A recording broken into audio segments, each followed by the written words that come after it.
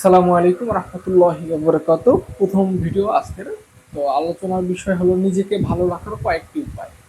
আজকে আমি আপনাদের সাথে শেয়ার করব, যা আমি নিজেকে কাজে লাগিয়েছি এবং আজকে আলহামদুলিল্লাহ অত্যন্ত ভালো থাকতে পারি, নিজেকে রাখতে পারি।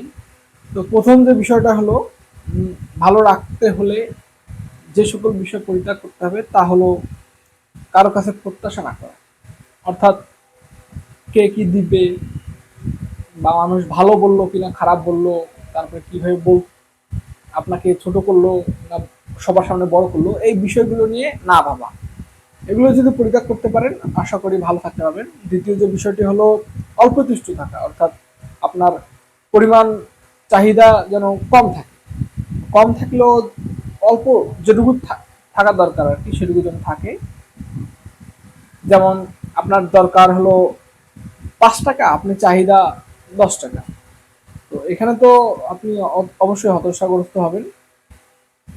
এই দিকগুলো একটু মনে রাখা দরকার।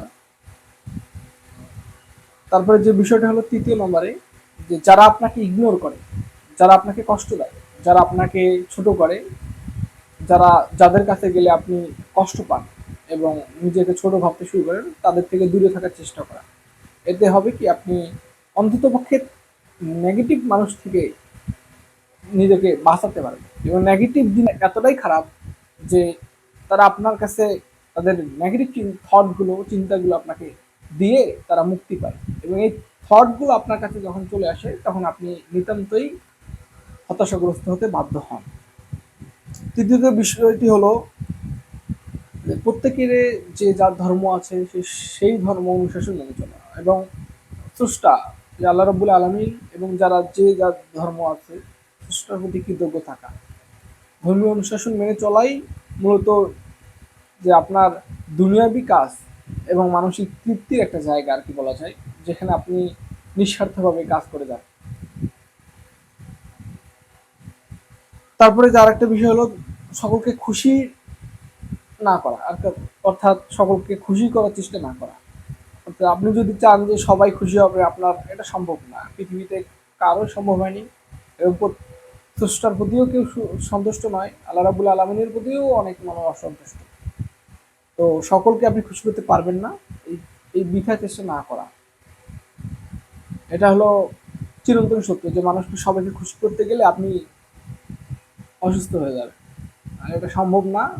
100-র মধ্যে 10 জন লোক হলেও আপনাকে ঘৃণা করবে, আপনার বিরুদ্ধে থাকবে। তো এটাকে মেনে নেওয়া, বাস্তবতাকে মেনে নিতে পারাও একটা কাজ আর কি, দক্ষতা। তারপরে যে বিষয়টা হলো ইগনোর করতে শেখা, অর্থাৎ আপনি ইগনোর করতে শিখতে হবে। আপনাকে কেউ এসএমএস দিতে দেরি করলো, কি কারণ, কারণগুলো খুঁজে বের করা। অথবা আপনি কাউকে পাত্তা বেশি ফেলতেছেন, সে মানুষগুলো আপনাকে পাত্তা দিচ্ছে না, তো আপনাকে ইগনোর করা শিখতে হবে।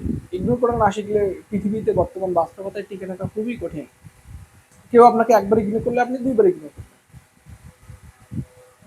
ব্যস্ততা মানতে হবে যে হয়তো ব্যস্ত, মানুষটি জানতে হবে যে ব্যস্ত কিনা। যদি ব্যস্ত হয় সেই দিকটা আলাদা। একদিন 2 দিন ইগনোর করলো, আপনি একটা এসএমএস দিলেন, একদিন দেখলো না, 2 দিন দেখলো না, অথচ ফেসবুকে বা বিভিন্ন সোশ্যাল মিডিয়ায় তার পোস্ট অনবরত তুলছে, অন্যদের সাথে কথা বলছে। বুঝে নিতে হবে সেই মানুষটির কাছে আপনার গুরুত্ব অনেক কম, এবং তার থেকে দূরে থাকার চেষ্টা করতে হবে। এবং পরবর্তীতে আপনি যেন ইগনোর করতে পারেন সেইভাবে নিজেকে পরিচালিত এবং গঠন করতে হবে। তো আরেকটি গুরুত্বপূর্ণ বিষয় হলো নিজেকে ভালোবাসতে শেখা।